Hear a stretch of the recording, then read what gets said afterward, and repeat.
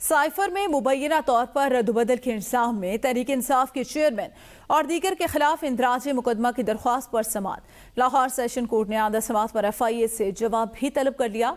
अदालत ने समाअत मजीद कार्रवाई के लिए 10 अगस्त तक मुलतवी कर दी। दरख्वास्त में दीगर रहनुमाओं में शाह महमूद कुरैशी, असद उमर, आजम खान सवाती को फरीक बनाया गया। दरख्वास्त गुजार का मौक़िफ़ है चेयरमैन PTI रहनुमाओं ने साइफर में तब्दीली करके वो कौम को बेवकूफ़ बना।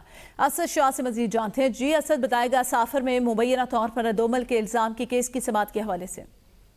जी बिल्कुल, मैं आपको आगाह करता चलूं कि सेशन कचहरी में जो एक दरख्वास्त दायर की गई है जिसमें साइफर में मुबैना तौर पर रद्दोबदल के इल्जाम में तहरीक इंसाफ के चेयरमैन और दीगर के खिलाफ इंतराज मुकदमा की दरख्वास्त है, जिस पर समाअत हुई है।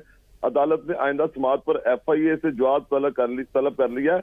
अदालत ने समाअत मजीद कार्रवाई के लिए 10 अगस्त तक मुलतवी कर दिया। दरख्वास्त में दीगर रहनुमाओं में शाह महमूद कुरैशी, असद उमर, आजम खान स्वाति को फरीक बनाया गया है। दरख्वास्त गुजार शेख मुजफ्फर हुसैन ने खालिद रशीद एडवोकेट की वसातत से दरख्वास्त दायर की थी। चेयरमैन तहरीक इंसाफ और दीगर रहनुमाओं ने साइफर में तब्दीली करके पूरी कौम को बेवकूफ बनाया है। दरख्वास्त में ये मौक़िफ़ जो है इख्तियार किया गया। बहुत शुक्रिया सर।